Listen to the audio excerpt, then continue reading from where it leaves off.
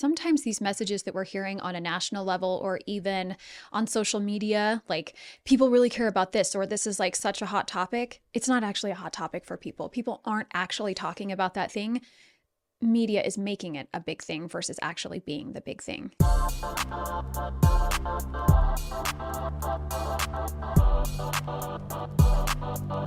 Alexis Morgan, you're here. I am here. What a great day to record a podcast. Fantastic day. I'm really pumped to talk to you. I say that all the time, but I actually am. Like, I get so, you know me, listen, too much coffee. You love to talk to all the people who come into your studio because you're a curious guy. And you're a friendly guy, Matt. I'm a friendly guy. That makes me sound so creepy. Jesus. It is not. Yeah. Friendly. That's not creepy. That's not creepy. Okay, so listen, you're the state PTA president, and in an attempt to actually talk to people about education, you traveled around the state, and as PTA president, you went and met with people. You're like, I'm coming. Let's set something up at like Taco Tuesday or the library or whatever it is. And you know, I think one of the reasons this is really interesting to me is because I moved here from California, obviously. I moved here and I've done a couple trips around the state, but my experience with Idaho has largely been just like in the Eagle, Meridian, area. And understanding more of what I know now about the state, went out to Marsing and met with the superintendent there, Norm Stewart, who's great. But Marsing is like a one campus district. It's like, and their administrative offices are literally one circular building that they call the hub. And that's where they all meet. And they're like, 15 or 20 adults that meet there and they run the entire district. But even driving out to Marsing, which I highly recommend everybody do if you want to see something beautiful and incredible. 100%. Yeah, I agree. Oh my gosh, this is different. And the experiences they have like a dirt track, like track and field, and they're not inept. They're not bad. There are people that are going from that dirt track field to run in and do track and field in college. So how the sausage gets made throughout the state is really different. And this is not something I've ever really seen. You travel around the state and meet with these people as a PTA president, and you come back with information. What's that information? What is the information we're going to talk about? So I want to tell you that it was really cool to travel around the state. And I got my idea from actually Debbie Critchfield, who's the superintendent of public instruction, because she travels all over the place. And one of the things that she does really well is listen to people. And then she knows, right? Like we know that when we go meet people like right where they're at and we listen to them, then we understand what's going on for them a little bit better. Right. And then we have the information that we need to make better decisions for the thing that we're over.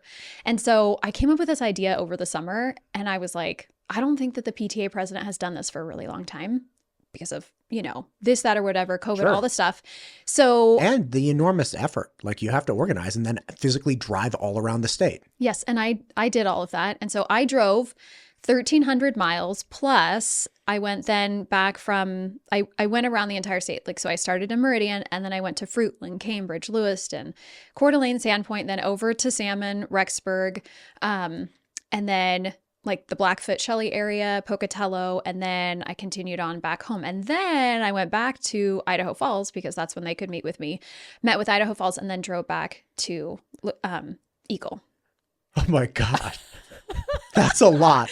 It was a lot. It was like 1,300 miles plus, whatever, back to Idaho Falls. And I loved it because I got to meet people right where they were, like right where they are. Right. And I got to hear about like what their experiences are. And they're very different. Like we have a very different experience for parents. And then also I met a couple administrators and also a school board member came to one of the meetings and it was just awesome. And a teacher, like we had a couple of teachers come to some of the meetings too. So I really appreciated the people who showed up because ultimately they came because I said, I want to hear from you. And they didn't have to take that time, right? Like right. It wasn't like they were getting something out of this experience, other than just being heard by someone who cares.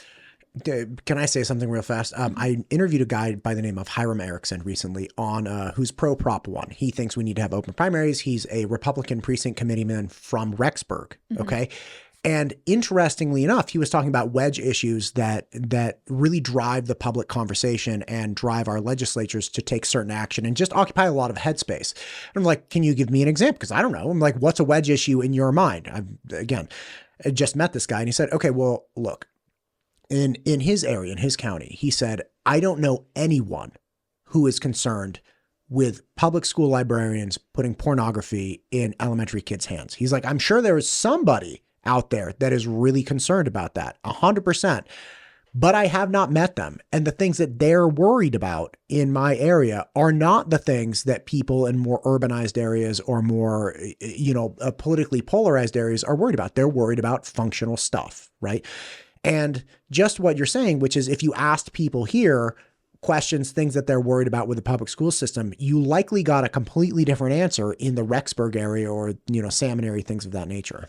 Yes. And what you're referring to is that sometimes these messages that we're hearing on a national level or even on social media, like people really care about this or this is like such a hot topic. It's not actually a hot topic for people. People aren't actually talking about that thing.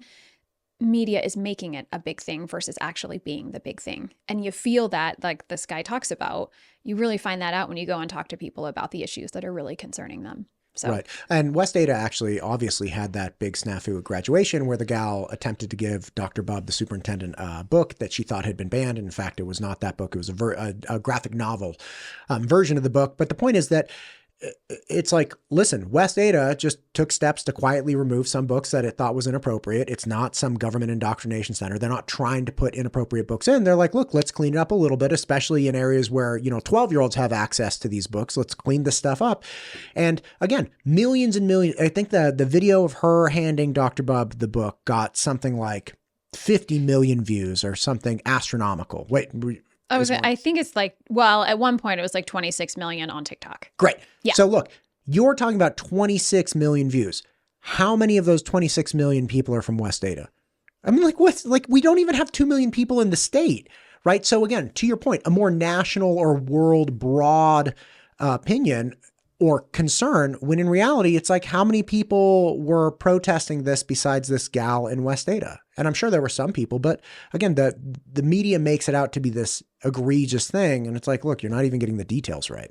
Right. So of the things that so I took just gobs of notes. I took my notebook out and I went to all the different meetings. And as I sat there, I was like, hey, I want to hear from you. Like, I want to hear what your concerns are, what you would like the legislature to know, all these different things, what's happening in your area.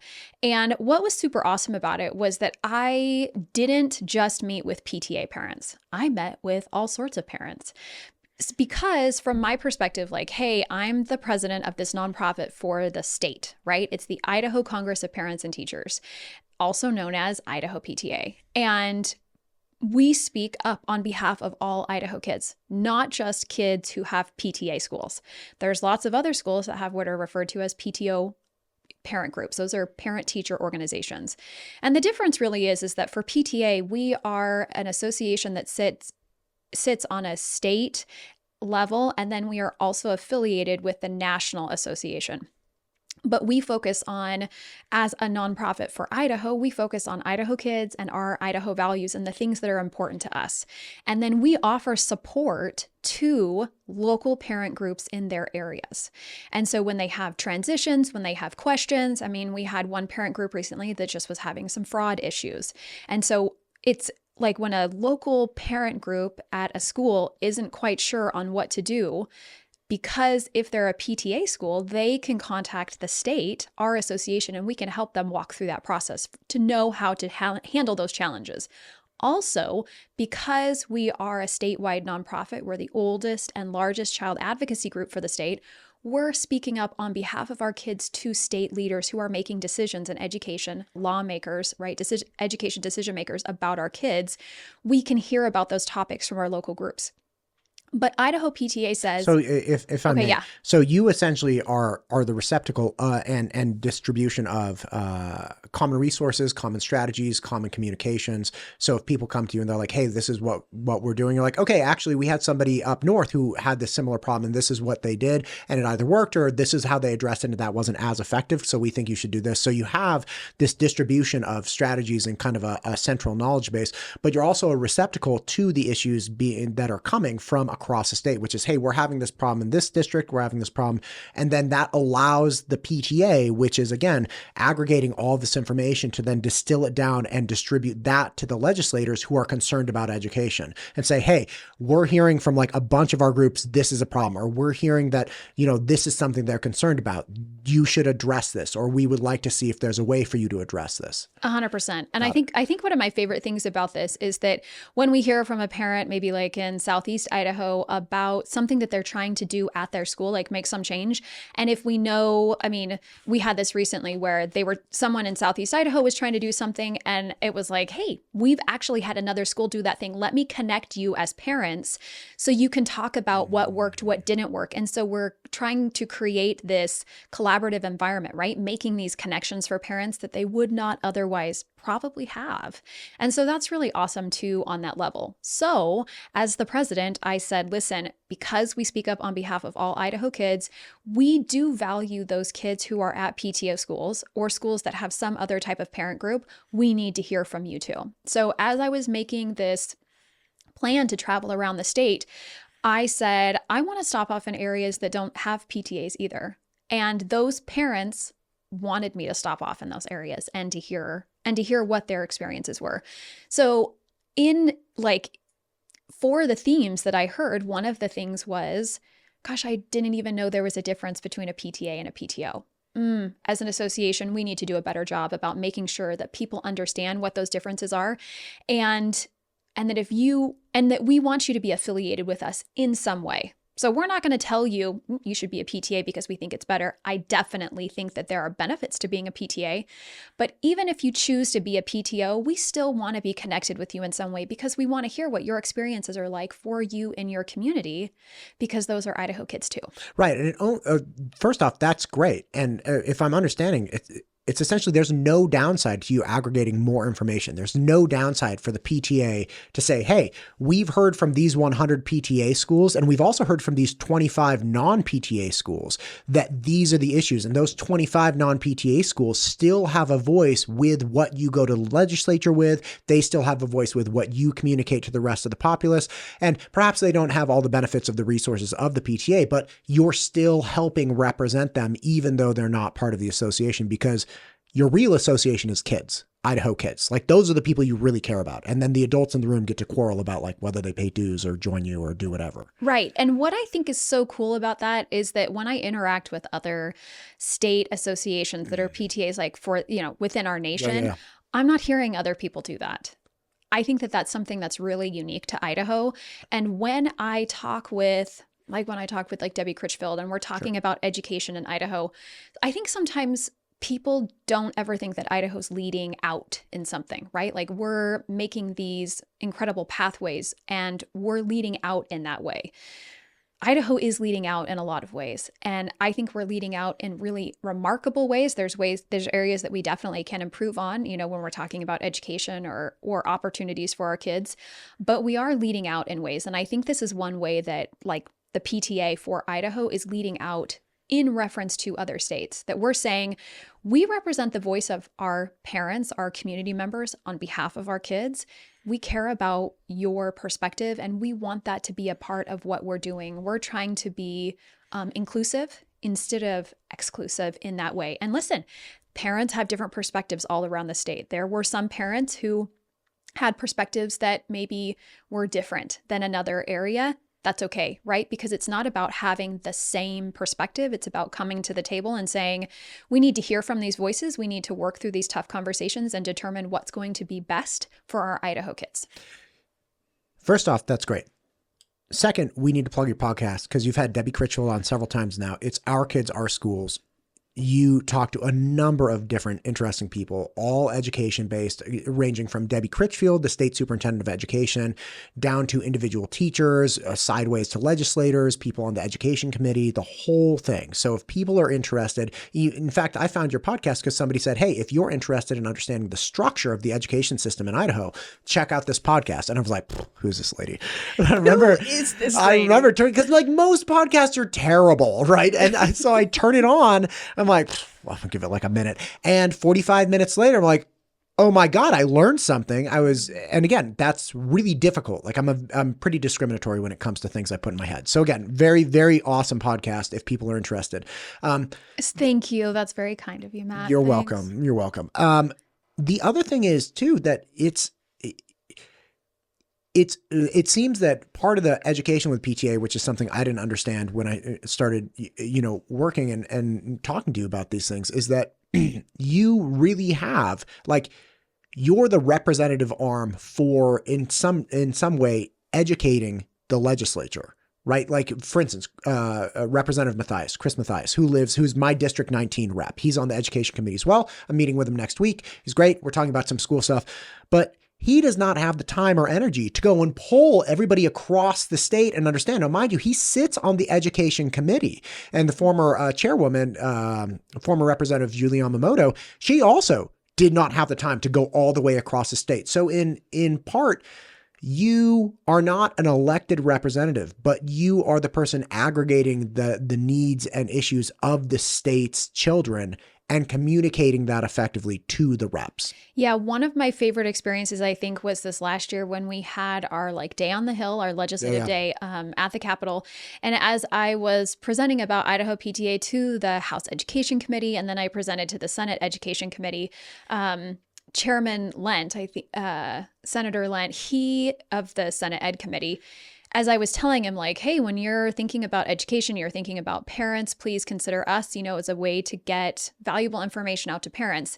And he said, hey, think of us when you're trying to get information to us, right? Contact me.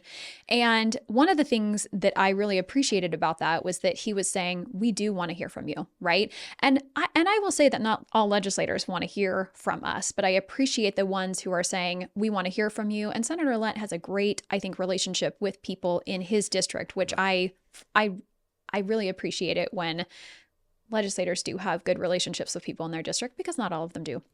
So yes, we are an association that does have a relationship with our different legislators and letting them know this is how we feel about this topic. And we can either, we're supporting it or we're not supporting it. And that is something that I think is really important to note, right? That different people get involved with different associations because some of them do have those direct lines to people who are making decisions for our entire state. Yeah. Okay. It's great. It's great. It's fantastic. Okay. So going around the state, let's talk about what you found out. Yeah. Okay. So I have my notes here. I aggregated, I determined that I could break this up into more, there was different ways to do this. So what I determined was parents care about the types of experiences their kids are having, right? And so some of the topics that included in that category about experiences for students were, one, and I really liked this, they said, listen, we have CTE programs that often start in 9th grade, but we think that those should start in 6th grade. Capturing those kids earlier, they think has a potential to help their kids in the education world, which I really appreciated. Another component when it came to experiences for kids was the topic of technology, right? You and I have had these conversations before, but things I heard parents say were, listen, technology is not a babysitter. We need to have limits on the type of technology time that our kids are utilizing in the classroom.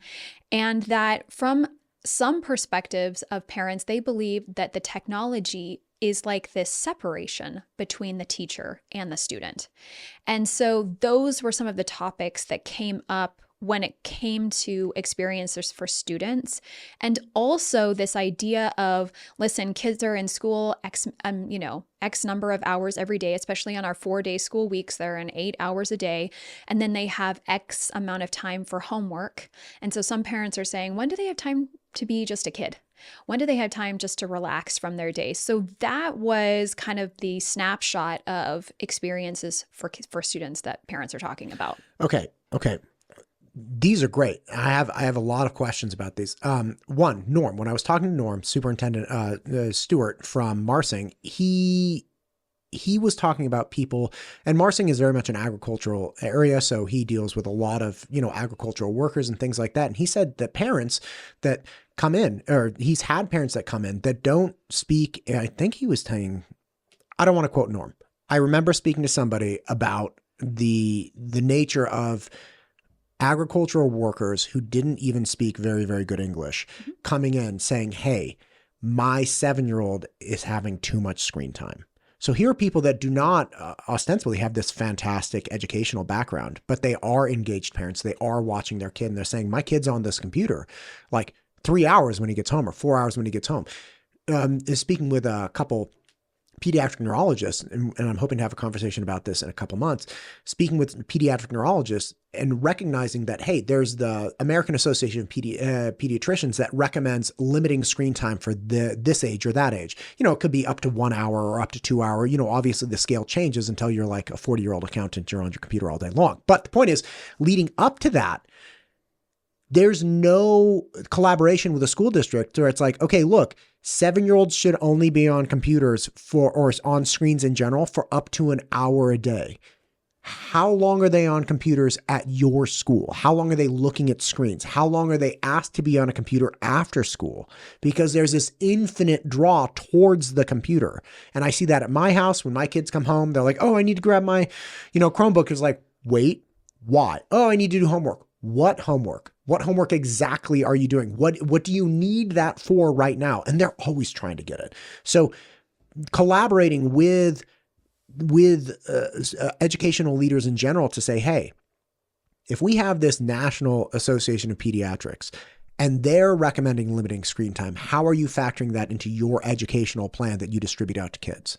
And there is something very real about this idea that, listen, people can be adaptable. So I have heard this like mantra that like, oh, it would be so hard to get teachers to change the way that they're interacting with technology and students. That's not true, because when COVID hit and we had to switch to technology, teachers went like that.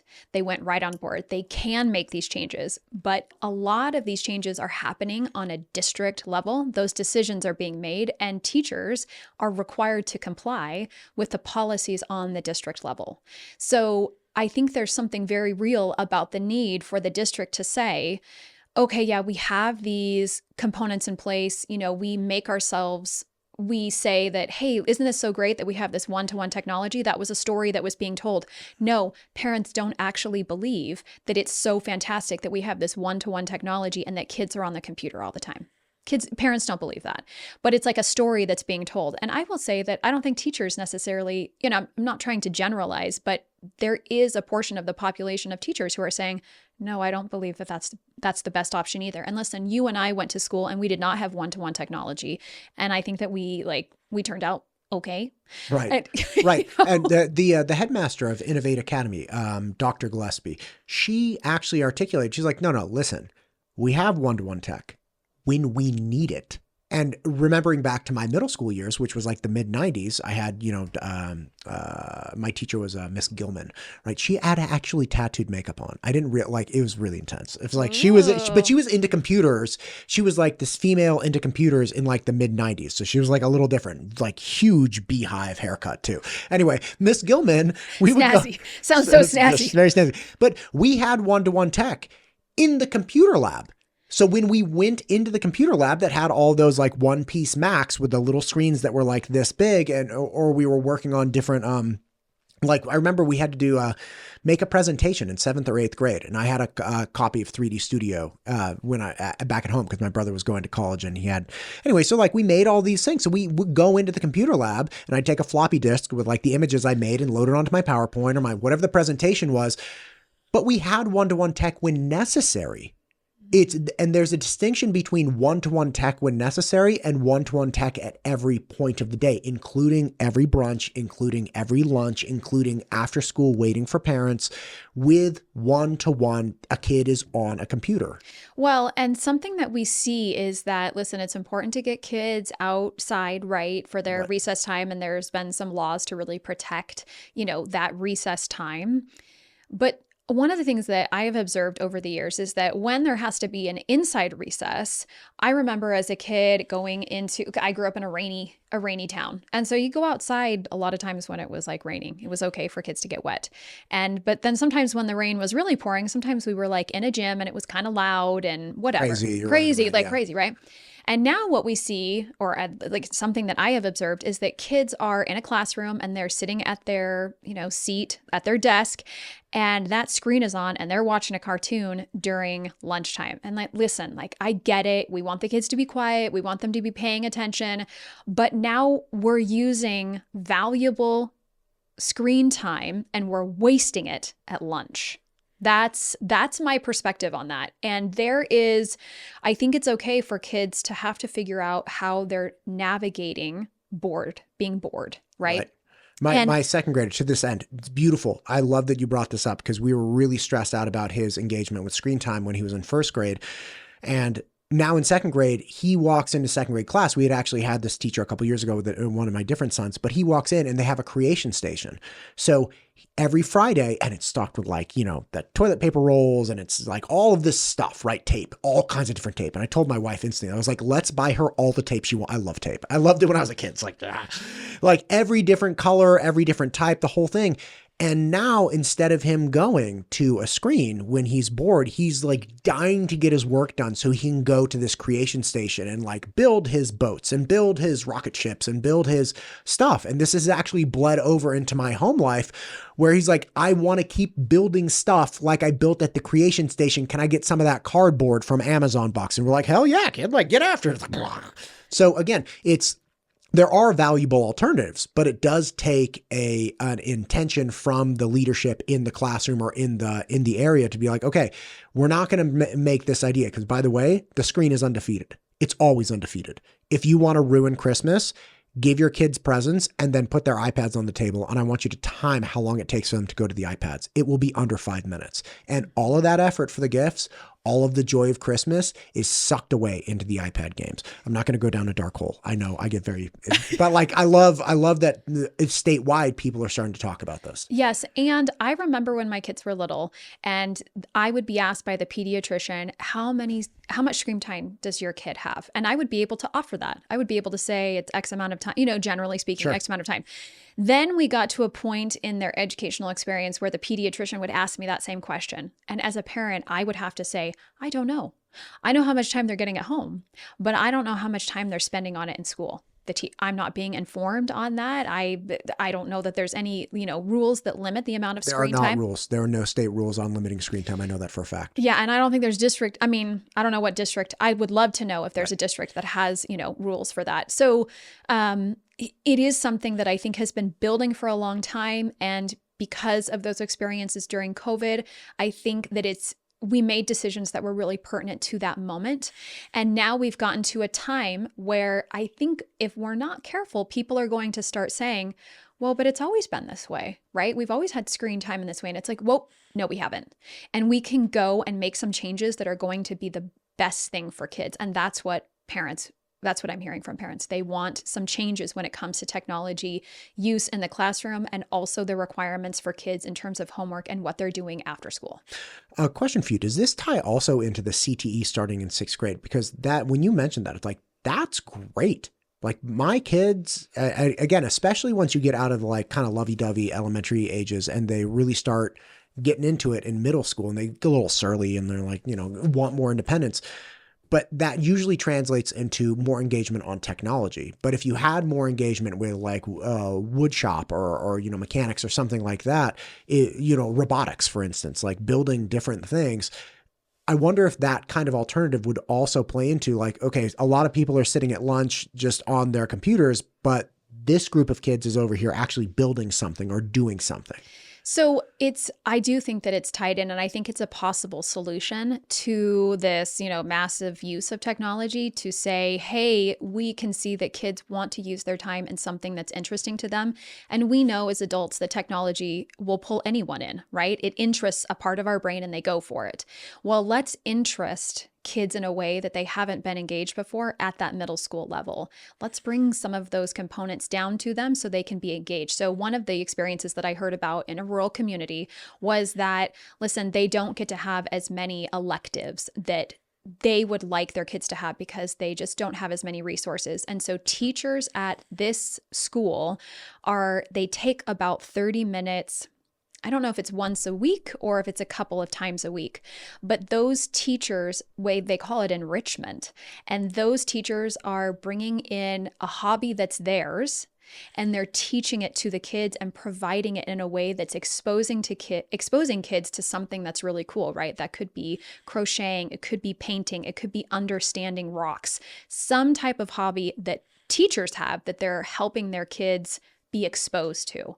And I think that that's what CTE, in my mind, would help our middle school kids. We know that when kids are engaged in a CTE program in the 9th grade, like they are exposed to CTE or some type of option that's interesting to them, we have a way better opportunity of keeping those kids engaged through their entire high school experience, which is why it was so important to get CTE or some type of elective that interests kids at the 9th grade level. But I think what parents are observing is that wouldn't it be so fantastic if we offered more opportunities to our middle school kids? And to that point, it's like when funding was an issue, we started seeing a loss of like home ec or, like life skills kinds of classes. We saw a loss, I think, at a middle school level. I mean, I remember learning how to sew in middle school. I remember doing all those things. My kids at their middle school still have an opportunity to take like that family consumer class, right? Like home ec that you and I were called.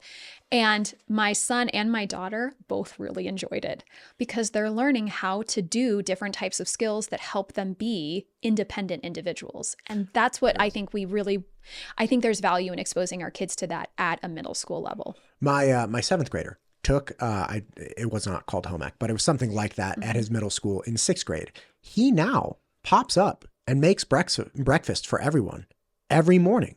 Like he genuinely, we don't bug him about it, but like he gets after it. He's making eggs, he's making pancakes, he's making stuff, right? And like, yeah, he's making food for himself too, but he's also engaged in like a very fundamental function of our morning, which is like providing food for everybody to start their day.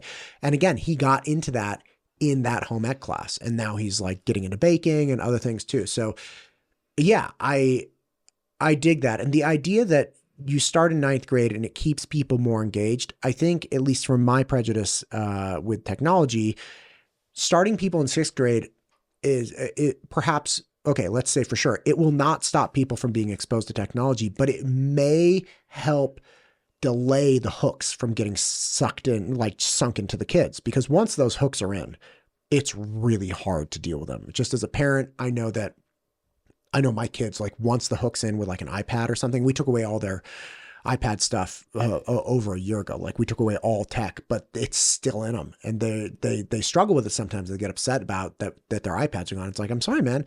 But hey, do you want to go shoot the BB gun? Like, do you want to like design the go-kart? Like, what do you have to intentionally fill the time with something else.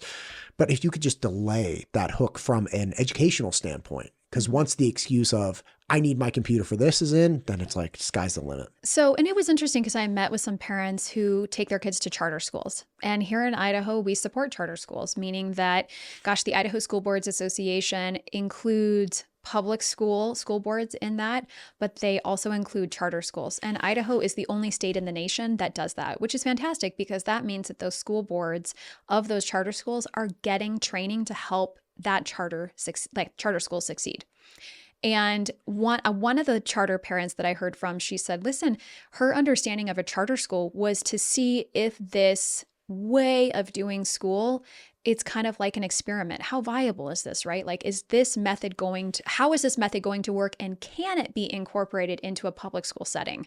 And so then there's another charter school in the state of Idaho that is more project-based. and they do start more of their projects they do start their school, or they have these offerings at a middle school level, and they're seeing really fantastic results from this.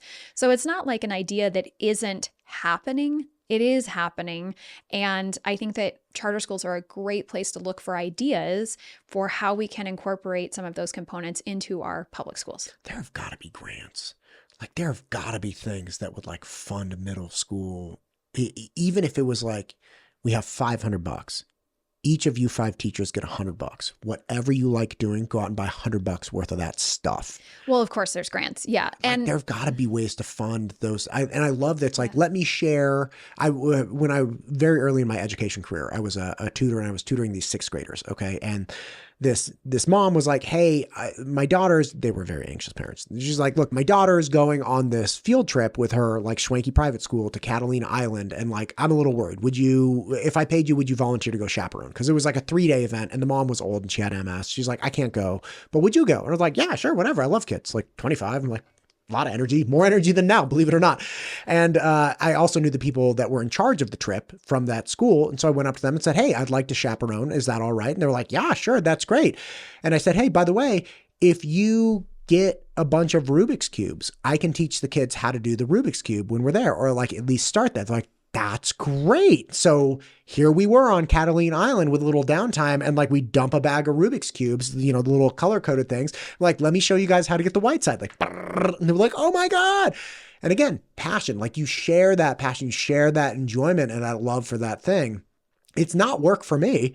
Like I love showing the 12-year-olds how to do the Rubik's Cube. It's not work for me. And they get to be exposed to then the thing I really like, as well as the person who, likes to crochet, or the person who likes to, paper airplanes. I don't know, whatever. And listen, there are so many PTAs around the state who are providing those opportunities for their kids. So a PTA is a nonprofit that is not, they don't have to be connected to a school. So there is a little bit of a misunderstanding that like, as if the PTA or even a PTO is an arm of the elementary school. It's not. It's a separate entity that exists all on its own for parents, teachers, community members to be there for kids in a way that's meaningful for them, right? So we have some community PTAs where they exist in a community and they help a couple of different schools because that's where our kids are right now. Right. So I love how there are a lot of PTAs and PTOs. There are parent groups around the state who are creating these types of experiences for kids, mostly in elementary school, because that's where we find most of our parent groups. But there are some at the middle school and the high school level where they're incorporating the students into the PTSA, right? The Parent Teacher Student Association, and giving these kids an opportunity to be exposed to some of that stuff. I mean, I know that the elementary school that your kids go to, it's a PTA school, and that PTA has a lot of different clubs that are exposing kids to really great experiences to enrich their lives and to see if they're interested in that thing. And that's what a lot of parent groups are doing, because they're filling that gap that exists for where the school isn't providing that, but they want to provide it. Yeah, they run the PTA at my kids' elementary school, runs the chess club. And I love chess. And I love volunteering at chess club. And it's just, yeah, it's great. And it's a PTA run club. It's like, this is wonderful. Thank you for doing this. Yeah. And I'm like really grateful for those parents who are volunteering their time to do it. Okay. So another theme that I noticed across the state was like money, all these things that had to do with money. So I heard. But don't we have $2 billion like sitting just waiting at the State House? That's what we tell people, right? Really? So this topic around money. So one of the things that is confusing, and I really want, I'm so glad that I have this opportunity to talk about it, is that PTAs and PTOs, their purpose, well, specifically PTAs, their purpose is not to fundraise. Their purpose is to help create potential, let's see, let me figure out. Their purpose is to help kids reach their potential by engaging and empowering families and communities to advocate for all kids. That's the purpose of a PTA. The purpose of the PTA is not to fundraise. But what has happened over the years is that when funding diminished a little bit and parents noticed that there were some big gaps that they wanted to fill, they kind of assume that role and they become fundraisers.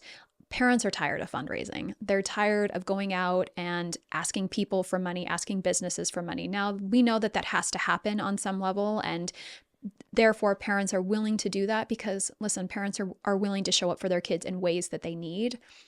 But money is an issue. and parents are tired of fundraising to do these different things. And but parents are raising a lot of money. So that's one component. That's one component of money. Another component is there are the places that I went to that were on border towns, right? They're considered border towns, right? We border Oregon, Washington, Montana. Where else do we border? Wyoming, and then Utah. But Canada. Yeah, we border Canada. Thank you.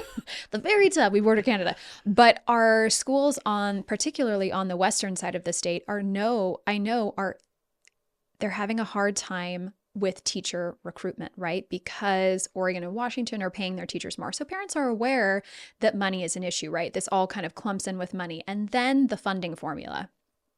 The funding formula for how the state of Idaho funds education is frustrating to parents when we're talking about experiences for kids. So there's two different types of, okay, I know. If I may ask a quick question. So Yeah. when you're saying that border towns like Oregon and Washington, they're having a hard time with teacher recruitment because Oregon and Washington pay more. So you're saying, okay, imagine somebody within the proximity of a school in Idaho is like, hey, I would like to be a math teacher. Love to be a math teacher. They look at a school, let's say in the Caldwell School District, which is pretty close to the Oregon border, right? Go to Fruitland. Okay, go to Fruitland. Fruitland. So they're in proximity to school in Fruitland. They're like, all right, this place pays me X dollars. But if I drive 25 minutes to the west, I can get 2X. And so because those other states are paying them more, they just drive across the border and go to that area, teach there, and then we have a vacancy or, whatever we have in Fruitland. Is that essentially it? That because they're so close to a different pay scale, that it's not worth it to them? Yes. And so then that impacts teacher quality, right? So it just happens to be something that those border towns are dealing with, and parents are aware of it. Because the geography is the unique factor there. Like you're not going to have theoretically, you're not going to have somebody who lives in Boise who would like to be a teacher who's going to drive an hour to Oregon and back, every single day. No. And Boise, they have a type of charter that allows them to tax in a different way in their school district. And so Boise actually I don't know the numbers for sure, but Boise pays probably more comparable to a school in Oregon or Washington, right? So what we see then in like the Ada County area are that if a teacher is working at West Ada versus Boise, they're going to get paid more over in Boise than they are West Ada. So, even in non-border towns, we're seeing some of these within components. Districts. Within, sure. Yep. Within districts, we're seeing this, but that is something that parents are aware of when we're talking about border towns. So I'm a former school board member from the Lewiston School District. This was something that we dealt with in our community. And one of the things that we worked to do was to have a competitive pay in comparison to to our neighboring district, which was right across the river over in Washington. But one of the things that I noticed our superintendent focus on was the relationship, right? The culture that was built within the district, because that's going to keep people there too. So anyways, teachers in general, I'm sorry to interrupt, because Yeah. teachers in general are not the people that are going for the absolute highest value thing, or highest dollar value thing. They're not in education so that they can make tons of money. That's right. correct. So you have to, augmenting their experience with perhaps not the absolute highest pay, but a much higher quality experience. The Eagle Fire District, I think, believes the exact same thing. They're not the highest paying in the state, but they do very much believe that the culture and the support that they give those working for them makes up for it. So although they're not paying like crazy, they can attain and retain high quality talent. Right. So that's something that deals with money. And then that other component with money is the funding formula. So there's two different types of way to fund a school, right? To fund districts. We have the average daily attendance, which is what Idaho does. And Idaho is one of very few states in the nation that fund that way. And that basically means that it's an average of how many times that kid's bum is in that seat. And that's opposed to enrollment based, which is you're getting paid for the amount of enrollment. So what ends up happening are that when kids are sick or when they're absent or whatever, if that kid's not in that seat, the district's not getting paid for that, versus an enrollment based where they're getting paid regardless of if that kid's bum is always in that seat. Now, what is true is that a teacher is planning, if they have 30 kids in that class and they are planning for 30 kids and only 27 kids show up, they still have to plan for 30 kids, right? They're not only planning for 27, they're always planning for 30. But what the state does is fund based on the attendance. It's an attendance-based model. There are people that feel one way or the other. There's strong feelings for either one of those options.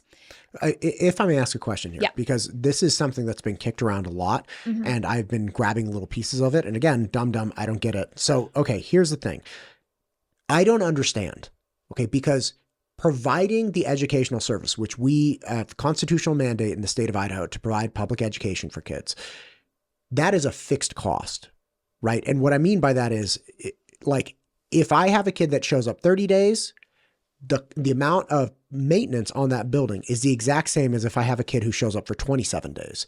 If I have a teacher who I have to hire, I have a constitutional mandate to have, say, a first grade teacher in there teaching, that teacher's salary is not based on what the attendance is of the kid, 30 days versus 27 days. So it's a fixed cost to provide the service, but we've now made a variable and a variable compensation structure that is not able to even be manipulated or affected by the school district.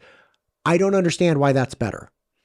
I'm not going to be able to tell you why that's better, other than there are some lawmakers and decision makers who determine this, who say, I want to make sure that we are paying for the kids in those seats.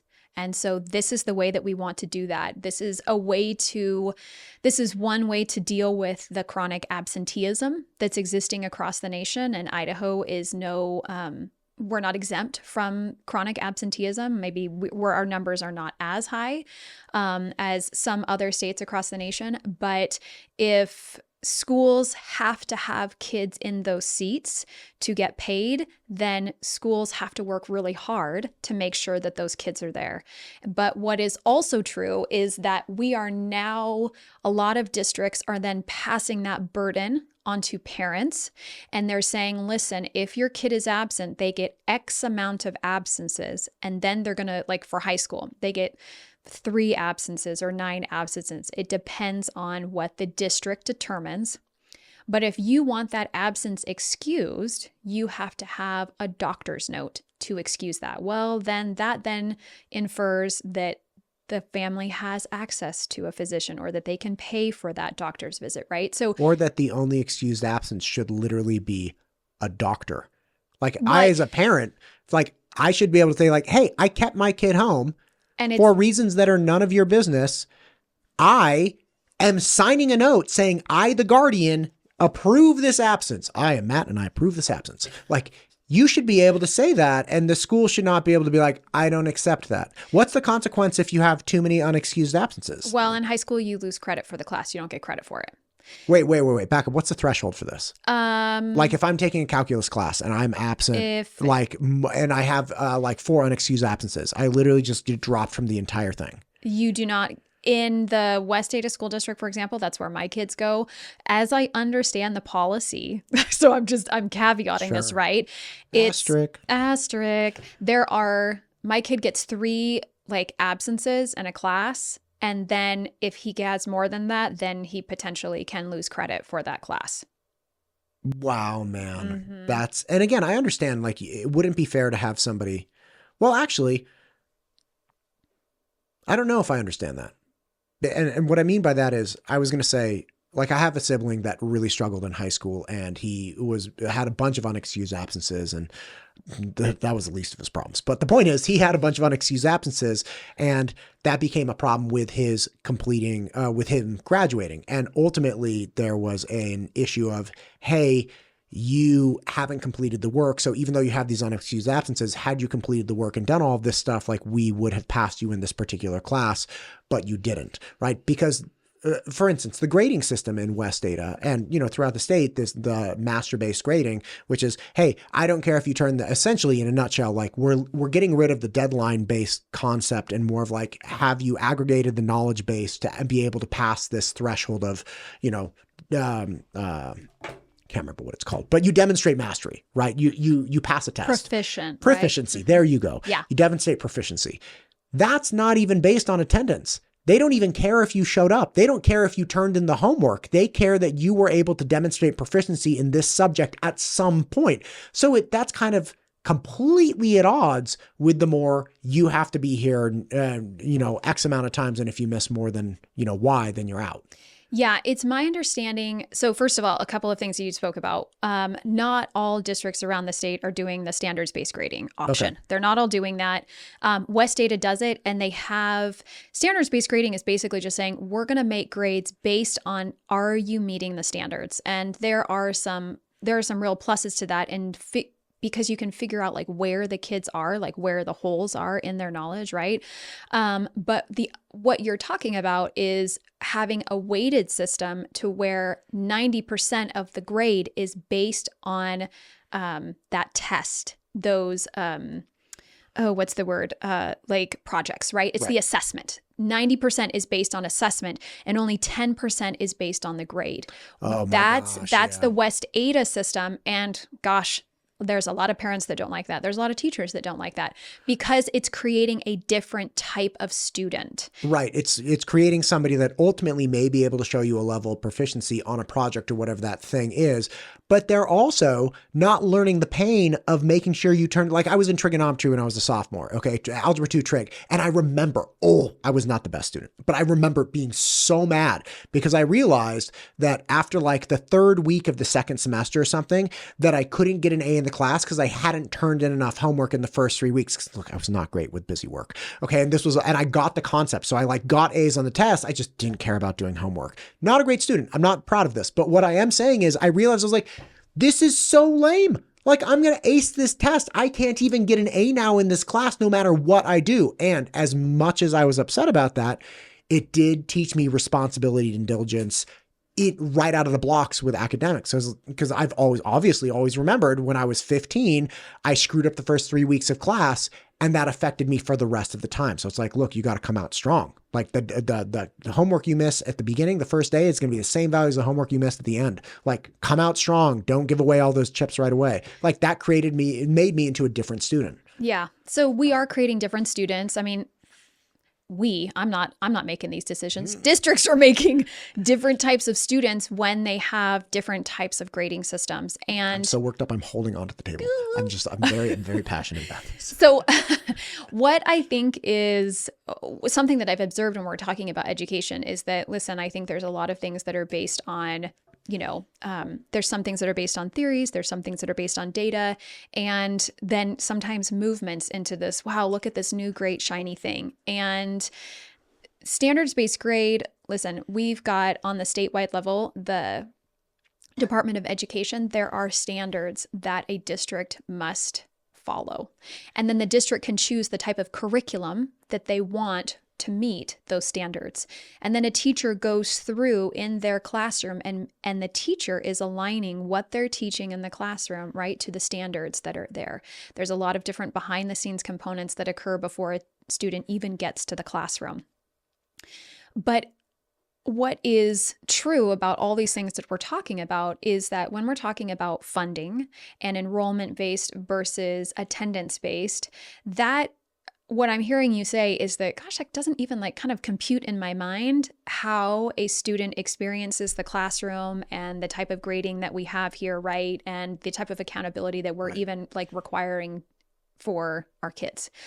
And what I think that I have observed and heard from parents are that they don't necessarily like all the changes that are happening in their district. And one thing that I noticed just in all of these themes are that I think our rural schools are having, in some measure, a different type of experience with their district administration and with their school board than some of our urban schools. Like what? So, for example, I think that in our rural schools, they are feeling like there is more of a collaboration between parents and the administration. There's a smaller community. They know who these people are, right? They see them on a regular basis at the grocery store. It feels like more of a team effort. And parents, like there was one district that parents where they were really concerned about the type of curriculum, the type of curriculum that was there and the type of books at the book fair. And so these parents then, because I was asking specific questions like, what about this thing, that you did not align with the values of the community? And these parents said, well, this particular thing doesn't align with us. And we're actually choosing a different book venue service for our book fairs because this one isn't working for us anymore. But you know what? I think it's like the Idaho Book Fair or something like that. There's a company, that company worked for them because it aligned more with what they wanted to make sure that their kids had access to. And what was great was that they had some hard conversations with their school board, with their district leaders, and also with parents. Parents got to be at the table too. And I loved hearing about that, right? Those were those important things for those parents in that community to deal with. But I don't necessarily, what I'm hearing from places that are more urban are that parents aren't being invited to the table in that manner. And that's frustrating for people in our urban areas. Yeah. Especially again, I keep coming back to him because I was so taken by Norm's engagement with his community as a superintendent and they have like 800 kids in that entire district and he, knows them and he engages with them. And his willingness to meet and, I was chatting with him about tech safety and stuff, but he was like, come on in, like, here we go. And you're like instantaneously, kind of circled the wagon, so to speak, around this idea. I could totally see that you're in an urban area, you have access to people. You don't have to go through all these layers of, for lack of a better term, like middle management to get to somebody who has horsepower. It's like, no, I manage these people. And then this person manages the managers and blah, blah, blah. Mm-hmm. How do you bring that level of engagement to a larger urban district, though? I think that's like the golden question, because I don't think that we have enough school board members, right? Like it takes someone who wants to be really intentional about connecting with their community. So I think that principals. Oh, did you want to say something? The two things you just said are not related. Number of school board members versus people that are intentional about communicating. These are different things. Okay, so I don't mean number of school board members. I mean our school boards. It is important for them to be intentional in connecting with their community. Yes. Yeah. Thanks for letting me clarify. So there's that component of it, but I think that the schools that have a PTA or a PTO doesn't, like in this for this question, it doesn't matter, but schools that have that parent group that are engaged and active, and then that principal is coming in and involved with the PTA or PTO in a way that's collaborative, that principal is then able to hear what's important for that parent group. And that principal, if there's a good relationship there, then has that opportunity they're including parents more, right? They're allowing parents to be a part of the process and to hear that. But what I feel like lacks then is either that going to a bigger district-wide level, right? Or our school boards engaging in our communities with their parents. So I saw one school, for example, they said, you know what, as a school board, we have a lot of PTAs in our district. We should be hearing from our parent groups in a way that's going to help us be more connected. Hey, let's make this connection here. And I think, like when you've referenced Marsing a lot, I think that Norm and that school board are intentional about connecting with their community. They are a community school. They use the community school strategy. And I think that strategy helps with that leadership component in bringing in those voices. But at the end of the day, the people who are in charge, principals who are district administrators and our school boards, have to care about what the community has to say. There has to be an engagement on that level. And I think that our rural schools maybe do a better job sometimes in making that engagement because it's just smaller. They're working together more to address the needs. Now, what is also true is that rural communities, with these parents who are doing all these different types of fundraising, they feel like they're tapping out their community. they're asking those businesses, those few businesses that are in that community, they're asking them for a lot of money. And that links then into the way that like we're funding our schools, right?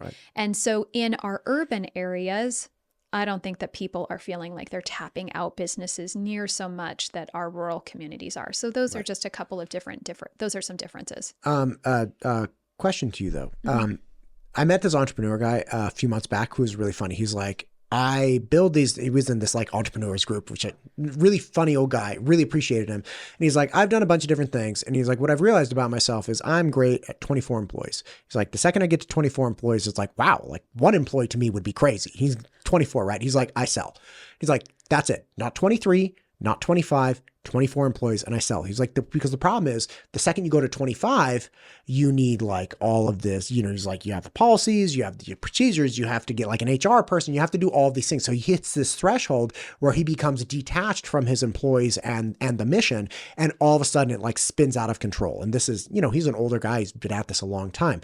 Do you think that part of the issue is that as school districts get so much bigger and they're dealing with so many moving pieces that we essentially just kind of sterilize them and make them into like, there are too many moving pieces for one person to track, and we need uniformity across this district because we're so big and we can't have like all these variables. So we're going to attempt as best as we can to make everything uniform and sterilize the humanity in it to some degree. That sounds really dark, but like, it's like, just again, bring it down to this thing where it's like, okay, because we have so many moving parts, we need to know that we need to reduce that variable. We need fewer moving parts. Whereas Norm and a school district of 800 students can be like, all right, look, we have variables, but like we can track all these balls and we can, make sure that these kids are all getting what they need to the best of our ability and with the extent of our resources.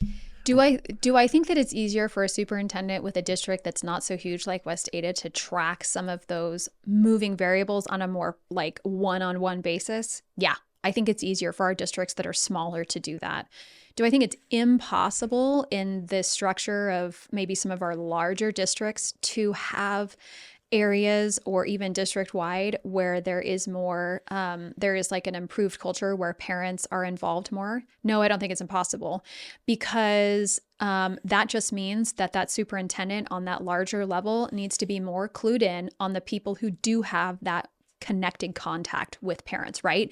Yeah. But it takes that intentional connection and making sure that the people who are, one or two down in that hierarchy, knowing what the information is, knowing the leadership styles, knowing like what the pulse is on our local levels, and bringing that up so that is connected to that, to all of, more of those moving parts. So when I look at like a district, let's say West Ada, there are some schools that have a great culture, that have that connected component of the parent and the teacher and the principal.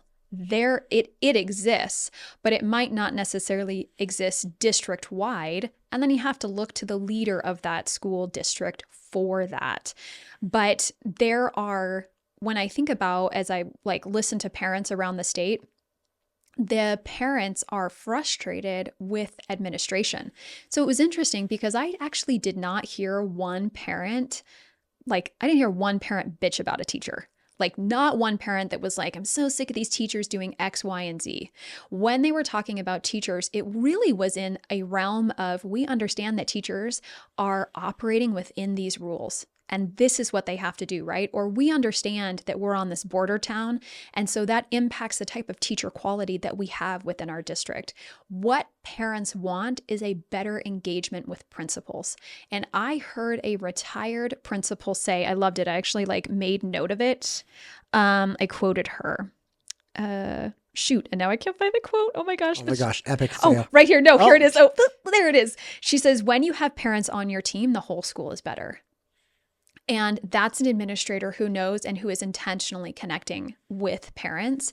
And parents want that relationship with their schools, but they can't force the principal to be that way. Now, I'll acknowledge that some parent groups might be a bit crazy or a bit I'm not saying that every parent group is created equal, but what I do believe is that like this one principal was telling me that in her interaction with parents and her interaction with students, she was like, listen, we were a very disciplined school. Like our kids, there were consequences to types of behaviors. Kids weren't, it wasn't a free for all. And she said every year there might be one or two parents who come in who are a bit crazy, who are challenging to deal with. But she's like, 98% are not that way. And those ones that are hard to deal with, bring them in, sit down and listen to them and help them understand how you're going to work with the school and with them to address the challenges that they're seeing. Parents want a better relationship with their principals. They want principals who are creating a culture that's good for their students and that's good for teachers. The last part that you talked about, bringing somebody in and saying like, all right, look, sit down. Like, and I'm coming from across the desk. We're going to sit together here. Like, what's going on, right? By the way, I had the principal at my kid's elementary school do that thing. And my wife and I both were like shocked. We had an issue and it was a real issue. And we came in and she was like, shut the door, walked from around her desk, pulled up a chair, sat with us and was like, talk to me. Like, what's happening? And we're like, oh my God, like this woman's listening, like, holy cow. But it also, I recently did a tour of the Ada County election area and went through with Trent Triple, the Ada County clerk, as well as the director of elections, Saul. I can't remember his name, but his name was Saul, last name, but his first name was Saul. And they do that same thing because they are in charge of these elections. And you have people that are very worried about the integrity of the elections and that their election or their vote is mattering and that it's being handled well. And they do the same thing. They're like, hey, listen, come in. Like, let's walk this whole place. Let me tell you what we're doing. Let me tell you how your ballot is managed, the chain of custody, the whole thing. And in doing that, they said that they had at least one person in particular that was like very avid on Substack, that like all of our elections were being, they brought this person in and worked through everything with them and took an incredible amount of time. And that person became a champion for Ada County elections. And they actually went back onto Substack. We're like, hey guys, hang on. Like, I was wrong. It's actually a really, really good process, but it's bringing them in. It's insisting on meeting people as humans again, where it's like, let's talk face to face. Let's walk through this whole thing. I think that's just so needed in education. I think it is the number one antidote to the social media insanity, accusing school districts of having litter boxes, accusing school districts of having, or schools or teachers of indoctrinate. It's like, hey, come in and volunteer. How about that? Like, let's talk. Like, what is it? We can walk the bathrooms. There are no litter boxes here. It's fine. A little toilet paper on the ground, no litter box, right? Yeah. Bring people, like, meet people again. Like, we're in the age of, it's like the Tower of Babel, man. Like, we're just not communicating anymore. And the communication we do engage in, if you want to call it communication, is largely just, school district sends out one-way communication via text message or email or some social media post, and the parents are screaming in their communication in their parent groups on like Facebook or something, and no one's meeting in the middle and shaking hands and being like, hey, I'm Matt, like, you're Alexis. What's going on here? Yeah. And it requires people to have the courage to have those conversations. And listen, it's tough.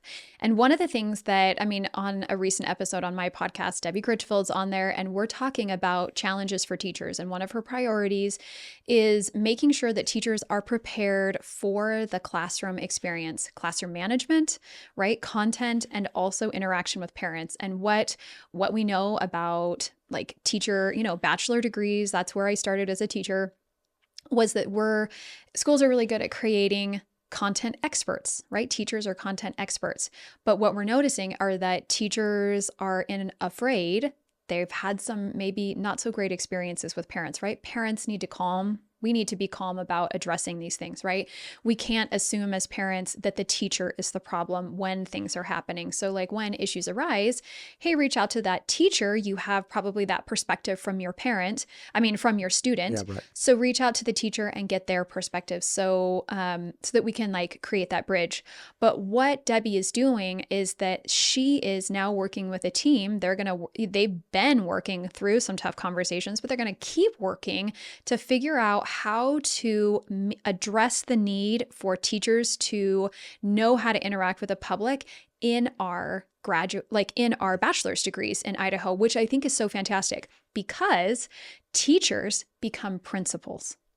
And if teachers aren't having the type of experiences, whether in their training or in their regular interactions as a teacher, as they're that frontline worker and dealing with the public, if they don't have an adequate amount of training and understanding, then they're becoming our principals. And then they're becoming the leaders of the schools, but they don't have the background, experience, or knowledge to know how to have those tough interactions when people come up. So that's what I really like about that, is that it's kind of starting, they're kind of getting to the heart of maybe what some of the conflict is. Yeah. Or like the core of where some of our challenges are starting and addressing it there, but also saying like, hey, parents and principals, let's not look at this like we're blaming somebody. Let's look at these problems like, hey, this is an issue and how can we solve this issue as a team, right? It's like that retired principal said, when you have parents on your team, the whole school is better. Yeah, listen, I was in education for almost 20 years. It's all I did. And I was dealing with college entrance tests like the SAT and the ACT, college admissions essays. Everybody comes, almost every single parent came with an education experience where they thought they're like, this is how you study for a test, or this is how my kid should be studying for this test, or this is how you should be running your program. Or if you're talking about the intangible, what you should write this college entrance essay about. And 99% of the time people would come and say, well, my kid has both his legs. You know, he's a guy, he doesn't have this we need to write about hardship. We need to invent this hardship. And communicating with those people, especially when you're dealing with your kids' entrance into college, into higher education, they are so fired. They've been waiting 18 years for this. They've been saving dump trucks of money. Every day they went to work, they knew a portion of that was going to their kids' education later in life. And this is that moment, right? I had to be extremely good talking to parents and helping them. First, not helping them understand. Like the first step was me understanding. It was like, okay, like what's going on? Because you seem really worried about it. They're like, oh my gosh. It's like, this school is only doing this. It's like, really? Is that, because let's pull that up real fast. Like, is that actually what's happening at, UCLA? Is it really that 90% of the kids at UCLA are out of state, right? Because per UCLA's, admissions website, they're saying 49% of kids are just Southern California kids and another 25% are Northern California. So it appears about 75% are coming just from California, not 10%. Again, understanding where that is. But in my educational career, there's no way I would have lasted even a month if I wasn't able to hear and address and work with parents on what they were worried about. And I think, especially in my former state, there was such an anxiety that parents were being pushed away from their kids' education. They were being pushed out as partners. They were no longer welcomed at the table with the administrators, with the teachers, not just from a curriculum standpoint, but from an experience standpoint or from a goal-setting standpoint. They were no longer welcomed at the table. And you were dealing, at least the people I was dealing with, were predominantly educated individuals. They're like, just because you're the teacher doesn't mean that you're smarter than I am. It just means that you have this job and we should be working together. So it bred this culture of real friction. But you could overcome that, like what you're talking about, which is, hey, let's train our teachers or educate our teachers in better communication, conflict resolution, not just a content expert, not just with knowing Shakespeare or knowing math or knowing science. Let's also train them in, how do you deal with somebody who's just at a 10? They come in at a 10 because their kid said this thing and they're an 11. And you're at a 2 thinking you were just going to have a nice meeting with this parent or a normal meeting with a parent. And all of a sudden you're dealing with like a honey badger who's just ferocious. Yeah. I mean, some parents are definitely coming in hot. I have been on both sides of that table where I have been a teacher and parents come in hot. And I've also been a parent that, you kind of get fired up. Like, these are our kids. We care so deeply about their experiences. Right. And I had an experience where one of my high schoolers, like, he would come home and he was telling me some stuff about what was happening in a classroom and how he was trying to speak up for himself. And I was at home, giving him some things to say or to, interact with the teacher, and based on, the grading system and based on lots of different components, I could see where he felt like he was meeting some like just roadblock. Right. And so I contacted the teacher and was like, hey, I'd like to have a meeting with you. She's like, great. And I was like, and I want to bring my son with me. I want him to have this experience too. This is his classroom experience. And she's like, great, I'll invite an administrator to be there too. And I was like, geez, am I really that scary as a parent? I'm bringing the news. I'm bringing cameras. And I did find out that it's like, I guess it's like a district policy or something. So I was like, whatever. Okay. Yep. That administrator can be there. I know that administrator. I think it'll be just fine. Great. Let's have her there at the table too. So we're all sitting around the table and we're having this conversation. And my whole purpose in bringing my kid was to show him, this is how you have a conversation with a teacher. This is how you advocate for yourself on a topic that's really important to you. And when it was all over, I loved it. Like the conversation was over and my student stood up and was like, hey teacher, can I come in at this time and get this type of help? And the teacher was like, yeah, you can do that. Like, that sounds great. And when we walked away, my kid was telling me how, these are my words, but in his own way, he was telling me how empowering that felt to have that conversation in that way. And that I never actually had to step in after that because he knew how to address those issues, right? Sometimes parents need to get involved, but sometimes we need to be involved so that we can teach our kids how to do that. Right. And, but I think it takes a team to be able to reinforce all of those components. And that's why it really, from what I'm hearing around parents, around the state, principals are such a key component of creating that type of culture at a school. We need principals who are engaged in that work of bringing that whole team together. Right. And again, look, I know I'm a nerd with communication, but in my mind, it's so clear that so many of the conflicts can be resolved. A mentor of mine years ago, he's like, listen to me. It costs you nothing to say sorry.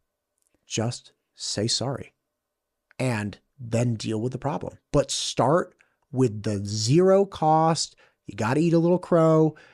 Don't say like whatever. He's like, it costs you nothing to say sorry and go forward from there.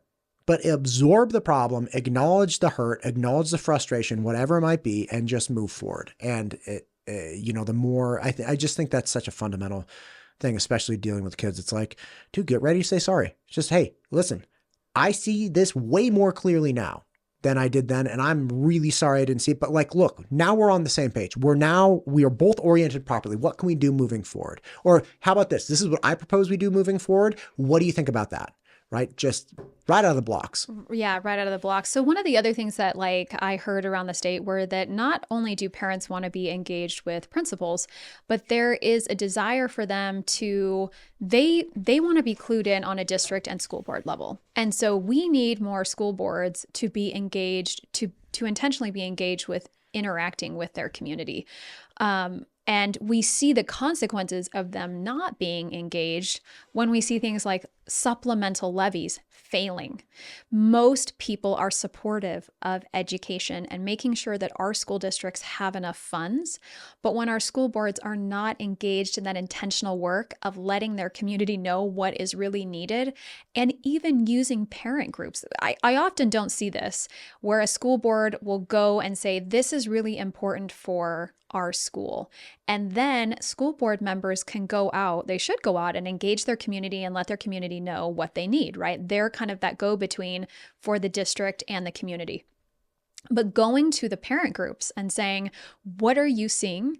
And also, this is what we're seeing. And we could use your help on this issue. The parents are they are the people in their community, right? Those parent leaders are the ones who are interacting with other parents on a regular basis, and they're a great resource. And I don't think that resource is being tapped into enough, particularly on that school board level, to make sure that the district is getting the funds that they need. Can I tell you something? I feel really, really bad about this. I care deeply about my school. I talked to the superintendent.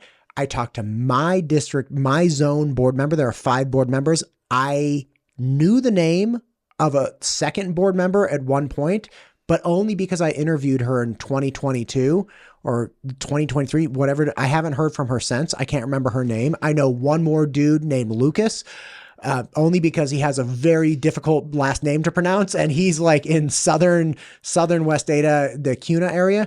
I have never met or heard from the other two board members. That's it. No desire to communicate with me at all. And the only reason I know mine so well is because I invite him on my podcast frequently. I engage with him. He's been a great resource, but I don't receive communications from him. I don't and these are our elected education representatives that are steering our district. To your point, the reason people believe in education, like, I don't know anybody who says kids should not be educated. I know a lot of people who have different ideas about how to get there, but the vast majority of people, including older conservative people that don't have kids, are like, oh, education is very important. Like, I've never met a 70-year-old who's like, education's not important. Like, they don't feel that way. And I definitely know people who've been burned in other states by, less scrupulous school systems. Fine. But here, to your point, I don't meet a lot of people saying like, we need to burn all the schools to the ground. They're not saying that, but I have met a lot of people who are like, I believe in school districts and this person is not listening and they don't care. And they are putting these policies in that I, one, disagree with completely, and two, don't understand why they would want them. I'm not going to support that person and by extension, this school district. That's plain as day. So a couple of things. You live in West Ada, so those districts, your school board members are zoned for a particular area. So it's not Zone 2's responsibility to come and find you in Zone 4. That is Sure. right. So I imagine that's why. Yeah. So most districts, a lot of our districts are zoned in that way. So when I served on the school board in Lewiston, we're not zoned that way. So I was talking with people all over the place because I really represented Everyone. Your Zone 4, Dave Benetti, like, he represents you. And Dave and I have had some great conversations about communication for the district. Parents want to be communicated with. They don't want it's like this joke, even nationwide, right? Like, I get all these emails from my district. I'm getting emails all the time. Email. How do you, really pull apart what's important to listen to and what's not? Well, for me, like, I follow all my kids' schools on social media because really they're posting the most important things from my perspective on social media, like dates that I need to be aware of and stuff like that.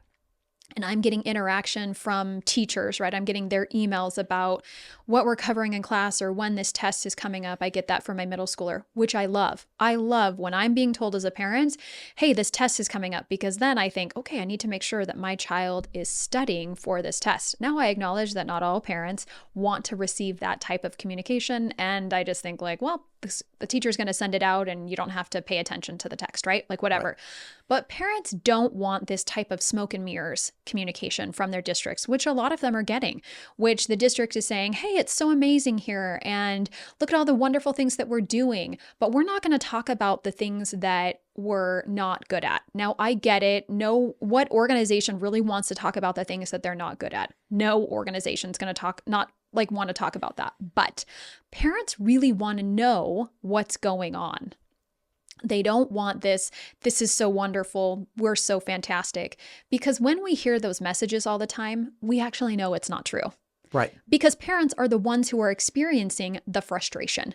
So I'm not saying that I have the answer to this, but I do think that if a school board was more intentionally, a school board member was more intentionally engaging with their community to understand, hey, tell me what your concerns are. What are the things that you're noticing? And then they're going and they're governing the district in a way that's not micromanaging, right? But not totally hands off. They're going to have the right type of knowledge when they are making those policies or when those ideas are popping up to be able to say, actually, I know that this is a problem in my area, and I've got my own personal data to back that up. We don't see that enough. No. And to your point about emails, and I've been telling everybody, like every legislator and all the people I've been talking to on a regular basis, like, listen, one of the great problems is you're attempting to communicate with people in the opposite way that they want to be communicated with. That's it. I had Representative Moyle in here a couple weeks back. They were talking about HB 389, city funding, tax levies, all of these things. And he did mention at one point that there was an organization that had made, a state organization that had made a budget transparency site, right? Like for Idaho. So you could look up each individual town. I was like, Mike, I called him Mike. I was like, Mike, listen to me. People spend 4 hours on their phone. They spend exactly 0 seconds on a government transparency website because you're communicating in a way that they do not want to be communicated with. And this is a big thing. People draw their experience and their view of school districts in the world from 2 places. One, their child's experience. So it's their child's reporting, right, of what's going on. And 2, from social media. That's how they derive the quality and opinion that they have of their school district. Very rarely, or not very rarely, but just the number of people that have kids in school versus the number of people that are physically in the schools every single day volunteering, that's a tiny, tiny number of people. And none of the parents are still in school themselves. So they're experiencing this through proxy. And the school board members who are their elected representatives to help navigate and drive the school board are not showing up in any of the ways they're ingesting information and forming their opinion about their school district. They're just not. It's not in emails. It's not in text messages. Like even text messages I appreciate. I know when my 7th grader is having a test because somebody at his middle school fires out a text message and I'm like, oh, got it. Great. That's good to know. Right. And I look at the text message literally for like 2 seconds and all I see is test. And then I go home and ask the wife like, hey, he has a test tomorrow, whatever. But again, if you're not meeting the people where they are, if you're not communicating with them where they are, if you're not sharing in the burden of helping them understand information I may even want to know, as I'm getting my child's experience of the school district and as I'm seeing other people talk on, say, social media about the school district, where's my elected representative also sharing in that input? They're not there. So my view of the district comes largely from parents that aren't talking and screaming from the rooftops about how great things are. People generally, when things are good, they just go about their business. And when things are bad, they talk about it. So I'm ingesting predominantly negative feedback. I'm not in the school every single day, but I take what my kid says about the school. And then that third leg of the stool, which is the people in charge of it, are nowhere to be found. Yeah, it's so... There are some schools where we have our parent groups who, and this is what's so great about like a PTA. And like there are plenty of PTOs that operate this way too, but they've got their parents and they're there talking and they're talking about the activities, the programs they want to have, right? These enriching experiences. But then they're also talking and engaging their teachers on a way that's really meaningful. And these parents are able to come together and maybe they're able to address some of the things that they're hearing or frustrated about, not in a way to where it's like a bitch fest, but this is an issue that we see. How is this being addressed? The best part about that is when a principal or some type of person representing the school goes to that meeting too. And so the principal is able to give kind of their, couple second like spiel about what their priorities are. And then that administrator is able to hear from parents about what the priorities are for parents. When those components come together, that's a beautiful thing. So then it makes it so that more parents maybe want to show up to that parent group because they're not being drained in terms of, I got to fundraise for this thing, or I always have to volunteer here, right? Like it's an opportunity for me to be aware of what's going on in my school and for me to kind of share some of my concerns in that too, right? And one of the other things that I experienced as a parent was in one of the districts that I lived in, the superintendent, when something was happening in the district, the superintendent would come to our parent group and he would let us know, and he was hearing from us too. I loved that. That is the type of experience that I think is so enriching and that we need to see more of around the state. Because when we have these things, right, then we're coming together as a community and really like a school community and really addressing the great things and how we can keep growing and celebrating those successes. And we're also addressing the challenges and how we can keep like improving in those areas. Can I get an amen? Amen. Can I get an amen? We're at the end here. Yes. Okay, great. Yep, we're getting close. I know We've had this really fantastic conversation. I can go on and on and on about our school communities because I care about them so much and I love hearing from parents. One of the last things that I asked parents when I was traveling around the state was, what do you want your lawmakers to know? And, what kind of message would you, if you could have a conversation with them, what would you say to them? And a lot of parents said, okay, lawmakers, you talk a lot about giving local control, but you don't necessarily pass laws that are really giving our local districts that type of control. And that really got me. I mean, like, I paused on that because I thought, yeah, you're right. Like, I can totally see how you're saying, listen, we talk about local control, and not everything can be local control. I 100% agree that not everything can be local control. But if we're going to tout, like, if that's going to be the mantra, then we either need to make sure that it's always like that, or maybe we need to stop touting that that's our mantra. Okay. I think this actually deeply ties into what we just talked about, because in talking with a lot of lawmakers, especially about, like, let's use the library issue, last year, it was very clear that the legislators and senators that were driving towards reforming what's accepted in public school libraries, it was very clear that they were talking about the failure on the local level and the constituents reaching out to them saying, this is not working. People are not hearing us. The constituents felt gaslit. They were like, we keep saying there's a problem, and they're saying everything's great. And because that wasn't working, because their relationship with their board members, I mean, for instance, in Boise School District, there's one board member that doesn't live here full time. You could imagine how difficult it would be to get a hold of that person. Now, he is a student in another state. I believe he goes to a university in New York. I think he's in North Carolina. North Carolina. I knew it was an N. My apologies. No, it's okay. Then he was advocating for something in New York because he had posted some social media stuff. He travels quite a bit. He's very active. Mm-hmm. But again, if you're a parent and he's your board member and you want to get a hold of him and he's studying for finals, which I hope he's doing, right? Because he is a full-time college student and he's traveling the country advocating for certain things, how heard do you think that parent will be by their board member? Now, I'm not picking on this particular person in general. I'm just saying the lawmakers expressed, look, we have been asked to step in as the state legislators because people feel like there's a failure of communication on the local level.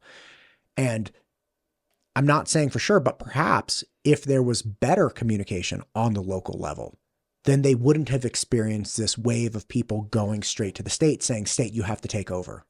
I also do. I'm just going to throw out this idea that I think that there might have been some... I'm just going to throw in that I think that there might be some people who feel like they're not being heard, but I think that I don't think that necessarily that's the experience around the state where they just were contacting their lawmakers, because I actually got to sit in on the very first bill. I happened to be there. It was I think it was the Idaho Education Association's Day at the Hill. So I got invited and I was there, and I was sitting in I think it was the House State Affairs, where the very first library bill was presented. And it was interesting because I got to hear from people in rural areas, librarians who were talking about, listen, if you pass this law, this doesn't work for us in our local area. And what was interesting was that regardless of how much testimony was there against the bill, these lawmakers had already heard from enough people or had developed their own perspective on it that they didn't go with a majority of what the testimony was saying. And so, but I do think that if there were better communication between what's happening in our local communities, right, between the school board and the parents, or the district and the parents, maybe things might have been a little bit different. What you're bringing up is a really complex issue, right? And that library bill is something that, gosh, when I talked to people around the state, they felt like wasn't an issue for them. I didn't hear one parent say, I'm so happy with the bill that got passed on the state level. I think that's a really fair point. I feel very passionately about sitting down with people on this particular issue, because the concept of book banning in the abstract is so distasteful. Yet there's not a single person I've ever met who thinks that a hardbound copy of the history of Hustler magazine would be appropriate for an elementary school. So it's like, okay, so we don't like book banning, but we do recognize that there are some books that should not be presented to certain age ranges. Okay, so like, let's stop with this polarizing vernacular of like book banning and all this. Like, okay, hang on, let's just talk common sense here. And the thing that frustrated me from both sides is that I felt, and I will speak to my own personal experience watching social media posts come out by like the Idaho Library Association and things like that, that were wholly in defense of everything that librarians did, saying like our librarians would never do anything bad, all these things, but also knowing, having reviewed the list of books that West Ada was removing from their libraries and seeing some of the pictures in the books and reading passages, I'm like, look, I don't think this should be in front of, 13-year-olds. Like there were graphic depictions of sexual acts and things of that nature from multiple different books. And I shared them with a couple people like, wow, man, like, come on. And I actually, in a previous life of mine, in a different district, took up arms, so to speak, against a couple specific books. And most people had no idea. This is what I found out firsthand. Most people in the district knew the idea. They don't like the idea of book banning, but they also hadn't been shown the books that were in question. And there were a couple really distasteful books in question. And so I did a YouTube video on a separate channel years back saying like, all right, this is the book. These are the pictures. And people were like, what? That's crazy, for all of 3 days, until a journalist in the area and the author of the book went to YouTube and said, this is infringing on copyright. You have to take this down. And the video got banned. So in an attempt to mass educate people, not to say, hey, I'm right, you should follow my lead. It's, hey, let's all get on the same page. If we think this is appropriate, that's a conversation that can be had, but let's at least agree on what's here, what's actually happening.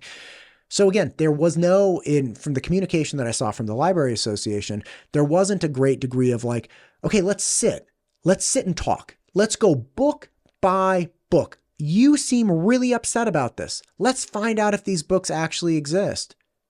Right? And so you had this disconnect with this hyper-vocal voter that was really upset about probably fewer than like a dozen books. And they just wanted to be heard and like, hey, can you stop saying everything's fine? Because I feel like it's not fine. And then the people that were in control were saying, nah, it's fine. Yeah, when it comes to like that book banning law, there were a couple of things that I think from what I have heard from people and parents are that one, it's coupled, public libraries and school libraries were coupled, which like is problematic for like a lot of parents, right? Because it's like, well, school libraries are different than public libraries in a sense. But then another component of this was like, there were some districts that had really good policies around book issues. And for the state to come in then and say, right, like if we're talking about, hey, we offer local control, well, this law doesn't do that. Right? It doesn't. And so, and this is why there was another law that was, it was a gun law for like school safety. Yeah. And that law would have made all sorts of district policies obsolete because it would have been a state law. And that law did not pass. And a lot of HB 415. Yep. And a lot of parents, while they might have been, there were plenty of parents who were in support of that type of safety for kids. Right. It contradicts a local district's ability to meet the needs of that community. And the fact is, there were plenty of districts who were very against that type of law because it didn't coincide with what was happening in their community. And the fact is, there are a lot of districts who do already have those types of laws because districts have the authority to do that. Right. And to be clear, we're talking about arming individuals on campus. And there are plenty of districts throughout the state of Idaho who already have either armed security or armed individuals that are on staff. And they also couple that with robust training regiments. They couple it with, like fantastic communication between law enforcement and the way 415 was written, HB 415. there was not that mass training requirement. It was about an 8-hour course for enhanced concealed carry. That was a one-time requirement. There was no annual training. There was no collaboration with sheriff departments and things like this. So you had the School Resource Officer Association that was essentially saying, like, this is not good. You can't just let everybody hold a gun. Like, what if you miss? Where does the bullet go behind the suspect, right? Is it going through a wall? Are you moving and shooting? How are you integrating with law enforcement meaningfully so when they appear, they don't shoot you by act? Like, there were a lot of things that other people were very concerned about. And again, some school districts and charter schools throughout the state of Idaho have solved their problems for school safety in a way that worked with their district, that reconciled a lot of these issues. And the state law to do that would have been so large and cumbersome that they're like, well, we can't solve all of these problems for the individual districts in one foul swoop. So we're just going to do this one big, make guns legal for people on school campuses, remove the no gun zones, and we'll go from there. And there was enough pushback that people said, like, that's not a good idea. And the Idaho PTA, we came out, I mean, I talked to the creator of that bill, which was great. Like, we sat down, we had a conversation, and I listened to his why, and I understood his why. But like, for a state association like ours to say, you know what, we see that you haven't engaged the stakeholders who are going to be impacted by this. So this isn't something that we're going to support, because we see that the local districts already have this type of control. And as a parent, if we want that, as a parent group, we can engage our school district, like our school board and our superintendent, to create that policy that's going to be meaningful for us. Now, what is true about this law, as the example, is that you actually had a clip that floated around on your social media from Representative Julie Yamamoto, where she said, listen, as a party, like she said, as a Republican Party, we say that we want local control unless we think we know what's best, and then we want a statewide law. She said that. What just an astute point. Yep. She was like, we believe in limited government unless you're not doing what I want you to do. Yep. And that is what parents are saying. They're saying, we see through this motto that you act like you're putting out there, and we either want you to do what you say you're going to do, or just stop having that be the motto. Right. It's not a principle. No. Like, if it's not something, if it's like my body, my choice. It's not a principle. It's just something people say to back their individual issue, but it's not something that guides them through their decision-making process. And if we do believe in limited government, then let's really use that as a principle and say, hey, do the school districts have the ability to do this one-on-one? Is there anything stopping a board of education or something from passing a gun law within their specific district? No? Okay. Well, then if they want to, they can. And if they don't want to, they will continue on the way. But why are we going to step in? So another component that parents were talking about for lawmakers, they want lawmakers to know, are that stop making policies or stop making laws that are going to be best for some of the largest districts in the state. 70% of our districts are rural, right? We want laws that are going to help our rural communities as well.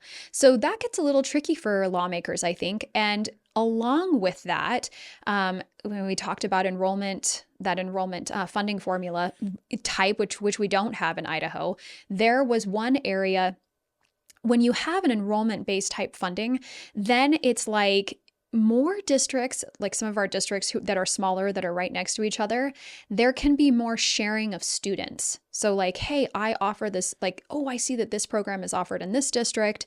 Okay, I want to go over here for this thing, because there is an open enrollment type of policy statewide that says any kid can enroll in a neighboring district, and that neighboring district can take that student if there's an open seat.